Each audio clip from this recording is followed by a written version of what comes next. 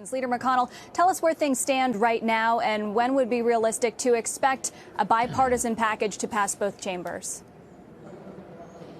Well, it's hard to predict when we finally get together, but what we laid out yesterday, we meaning the Senate Republican majority, is how we would deal with this phase of our overall rescue effort. Remember, we've already passed about $3 trillion worth of assistance. That's added to the national debt.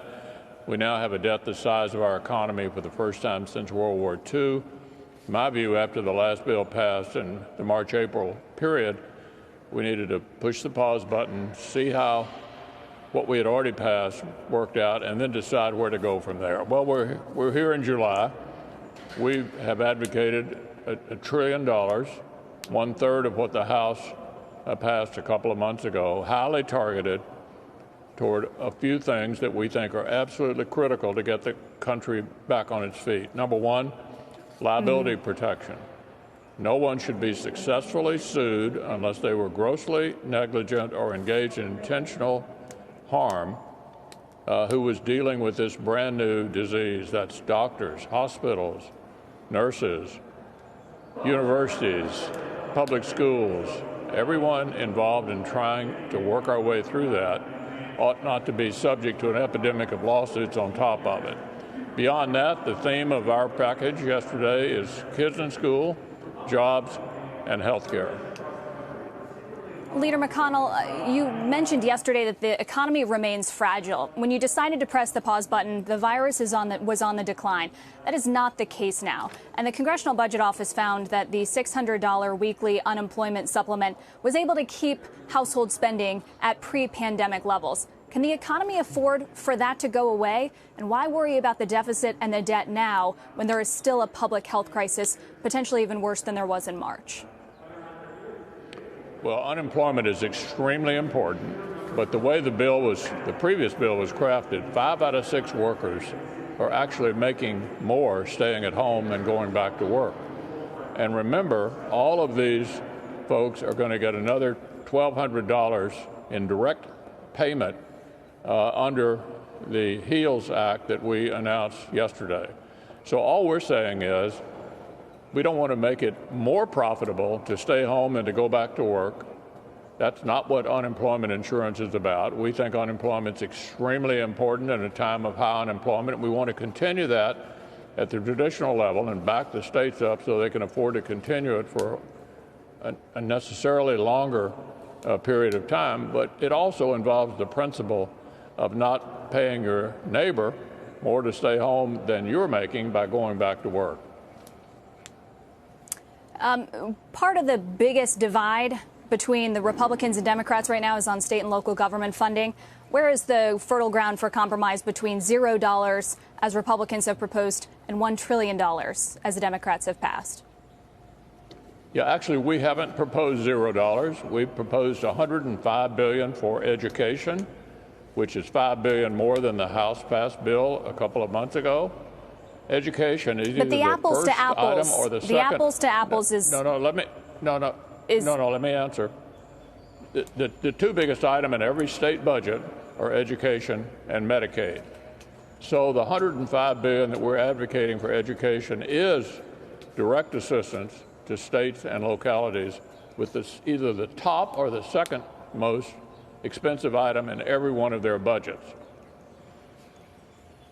And to be sure, Democrats have also backed educational spending in roughly that same ballpark. But what I'm talking about in that question was specific funding for government budgets to make up for shortfalls. But I want to move on to talk about liability, because Democrats have said that they will not bend to support liability protection. You just said a few moments ago this afternoon there is zero chance that your conference passes something without this. Why is this a deal breaker for you?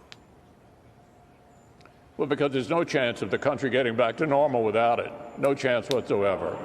And so as the majority leader, I can tell you no bill will pass the Senate that doesn't have the liability protection in it.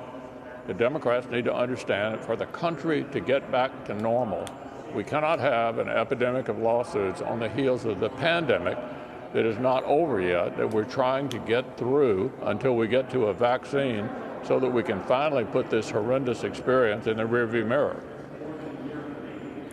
Mr. Leader, with all due respect, the public opinion doesn't necessarily support that. In a CNBC Change Research poll, we asked voters if they supported protecting corporations against these lawsuits. Only 26% of respondents supported it, and actually only half of Republicans supported it. And just yesterday, Senator Lindsey Graham said this about the current package. He said, "I think if Mitch can get half the conference, that'd be quite an accomplishment."